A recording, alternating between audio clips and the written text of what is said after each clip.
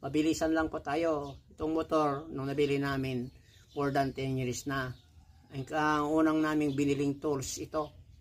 Kasi magpapalit na tayo, mapupudpud yung kadena. Kaya binili namin to. Alam pa nyo, tingnan nyo. Oh. More than 10 years na rin tong ginagamit, hindi pa siya sira. Kasi, original po ito.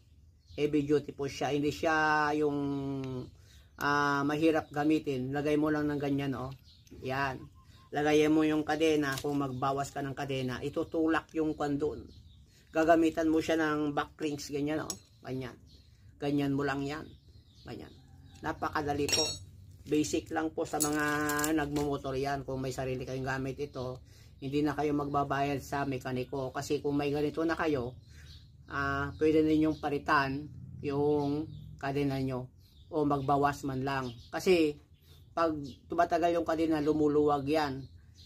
Pag may sarili kayong gamit kasi, yung utak ba natin naaasa yan? Marami tayong mapag-aaralan na tayo na mismo ang gagawa. Hindi na tayo pupunta sa mekaniko. Iwas gastos na kapag aral pa tayo. Natuto pa tayo sa mga gawain, sa mga basic na trabaho dito sa motor, lalo na kung sarili yung motor. Napakamura po ito sa TikTok ngayon.